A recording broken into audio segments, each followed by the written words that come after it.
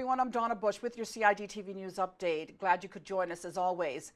The first case of chikungunya has been confirmed in Grand Cayman, and MRCU officials are asking the public to become vigilant in getting rid of the Aedes aegypti carrying mosquito. The MRCU's Dr. Bill Petrie explains.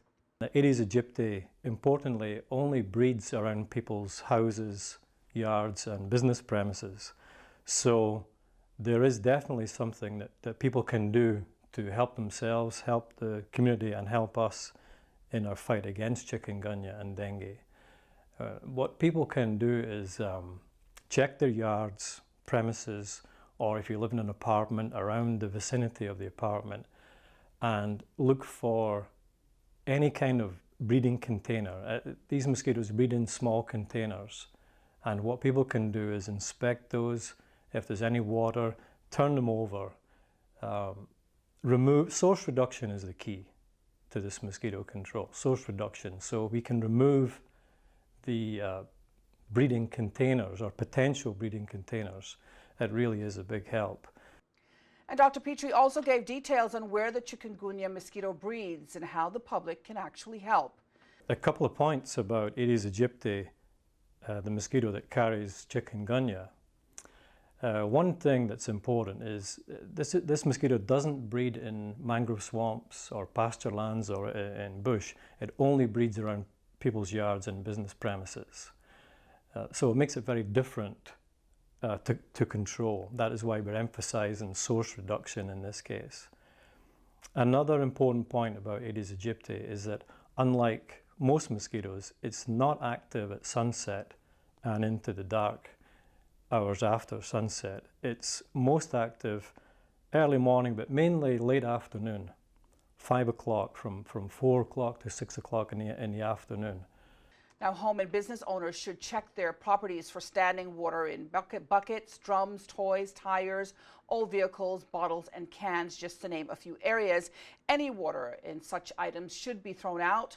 Also a note that there's no vaccine available for chikungunya. Don't pack a pest is the message being sent to the general public by the Ministry of Agriculture, who launched a new outreach program Wednesday morning.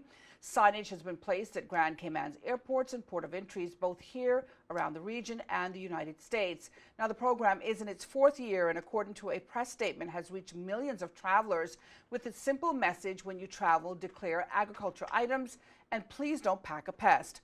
Part of the launch was a demonstration by the Department of Agriculture's detector dog team, the first in the region outside of the continental U.S. and its territories. Now, attending the launch were members of Cabinet, the Legislative Assembly, partnering agencies, and representatives from other government agencies.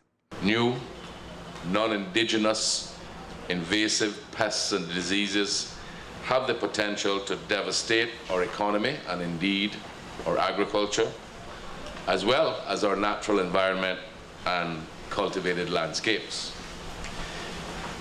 These pests leave behind them environmental degradation, loss of agricultural productivity, and damage to our islands' cultivated and natural scenic beauty.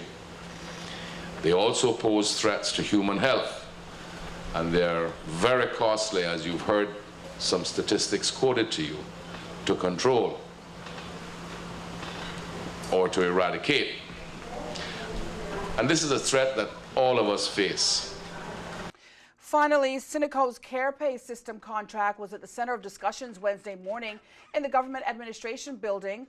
Managers and board members from the Cayman Islands National Insurance Company met with government officials to discuss concerns about the contract itself, which has resulted in high payouts during the initial contract negotiations.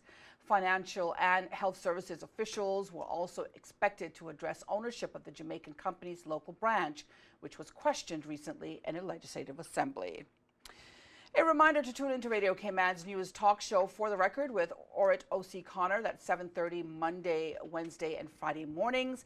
And you can tune in each Monday and Friday night right here on CIG TV for those days' shows. Also, don't forget Talk Today with Sterling Dwayne Ebanks at 12:15 weekdays on Radio Cayman. And of course, you can call in with your comments and questions to both of those shows. And don't forget the rebroadcast of our CIG TV news update throughout the night right here on CIG TV. It's also on the Cayman Islands government's Facebook page and our YouTube channel. For now, I'm Donna Bush, as always, thanking you for watching our CIG TV news update, wishing you a great night and hoping you'll join us again on Thursday evening.